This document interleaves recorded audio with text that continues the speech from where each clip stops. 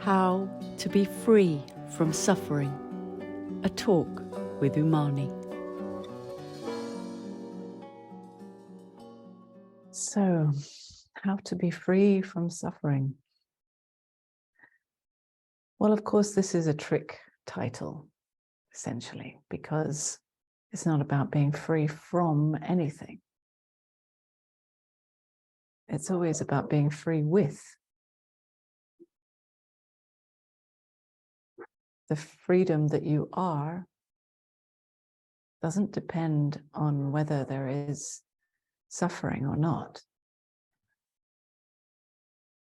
It doesn't need suffering to go away in order to be free.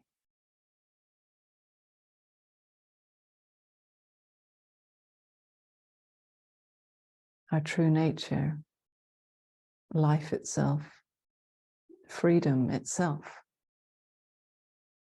is beyond all experience.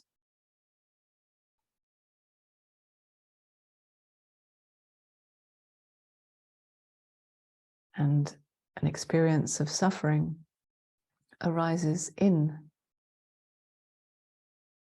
who you are, in that awareness of this experience. But this is not some kind of way of avoiding the uncomfortable sensations by escaping into the absolute. That would be some kind of mind game where you end up having a different experience or trying to change your uncomfortable experience to some kind of distant, more spaced out experience, as if that will save you or protect you from suffering. So the absolute freedom that I'm pointing to is not any kind of experience. It's a knowing that is always known. You know right now. And how do you know? Because it's you. It's you, it's your nature. This knowing is always your nature. And how do I know that it's your nature? Because it's my nature. And this nature is not personal. It's not about me in here or you in there. It's beyond separation. It's beyond boundaries, beyond bodies, beyond space and time.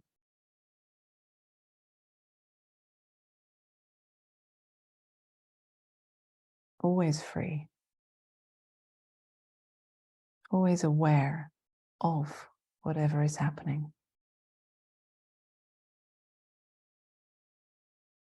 Always free with whatever is happening.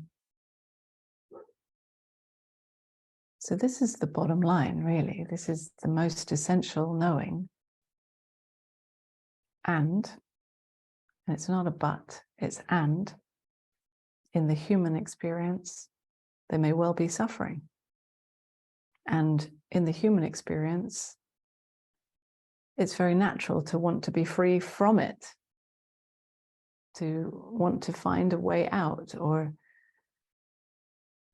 some kind of technique or practice or some kind of state that we can escape to so that we don't have to feel it. But essentially this doesn't work long term. It might work in the short term, but it's a lot of effort to maintain some kind of beautiful state where you don't feel the uncomfortable stuff. And eventually it becomes too much effort. Eventually you can see that it's hopeless that you will ever find a permanent state where you're free from suffering. So then it leaves you falling back into the suffering and looking at it more closely. Especially when you recognize that your true nature is that awareness of it all, always free, then we look at the human experience with curiosity. You know, what's going on here? This is interesting. Why am I feeling like I'm suffering when my true nature is never suffering? You know, what a contrast, what a painful contrast that creates even more suffering. But when we look at the nature of suffering with curiosity, as I said, so we're not trying to get rid of it. We're not trying to clean it up to make it all disappear. We're not trying to somehow wave a magic wand and then that's it. The rest of your life will be easygoing. It doesn't work like that. But when we look at the nature of it, we might feel that there is suffering when we're in a certain situation where we are triggered, when an old story starts playing out as if it's real right now. And with that story comes a physical sensation, painful or frightening, quite intense sensation perhaps. And then with that is the belief that this, all that is happening in that moment is, this means something about me. And that meaning for me or about me is what causes the suffering, essentially.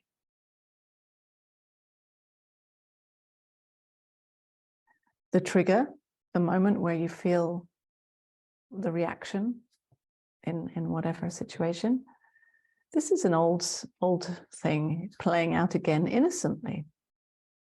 You know, we come into this world as these little innocent children. We don't know how to be in this world. So like sponges, we soak up whatever is going on around us, what our parents are doing, our family, our society. And then, of course, we go through traumas and tragedies in our lives, and then we learn behaviors to deal with these things, to survive. All very natural, all very innocent, nothing wrong.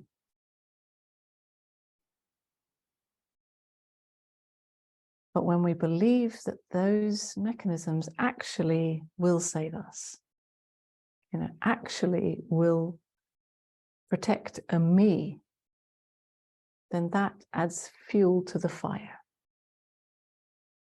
But when we can see that actually, okay, this is happening for this human in this moment, but I'm not limited to this human. I'm not in here, actually.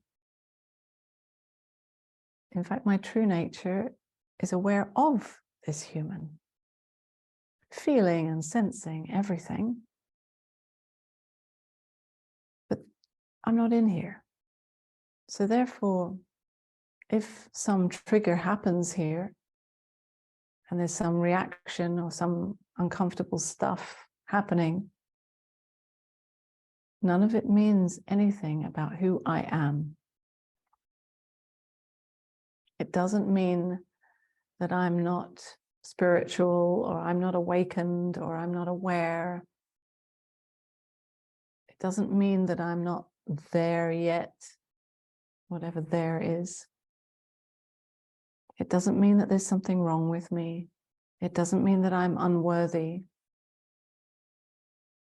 doesn't mean that I'm bad.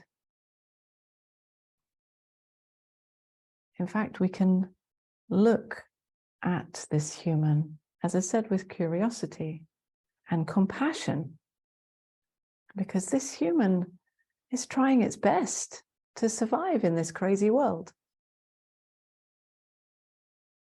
So of course, it's very natural that sometimes there are going to be mechanisms that play out here to try to navigate in a world where we don't really understand what the hell is going on most of the time. But if we can have compassion for this human and curiosity, then these mechanisms come to light more and more in their own time. And there's no rush, because none of them mean anything about who I am, so they're welcome to be here forever. This is the freedom, right? Who I really am is already free. So I'm not trying to clean up all these mechanisms in order to be free, because I'm already free as my true nature. So when I identify with my true nature, and this isn't some escape, it's simply knowing that my true nature is that, and then I'll fully feel whatever is happening here, even if it's uncomfortable. And it might often well be uncomfortable, because we're human and we go through a lot of uncomfortable stuff in this life. But knowing that none of it means anything about me, this is the end of real suffering. There may be discomfort that arises, but there's the layer, the extra layer around it that makes it mean something about me. This is not believed in. And therefore, it's all welcome to be here. And there's a great compassion for this human, knowing that she or he will never be perfect according to any beautiful spiritual concept. There'll never be a freedom from suffering. There's always the freedom with, because that freedom is the natural compassion for this human.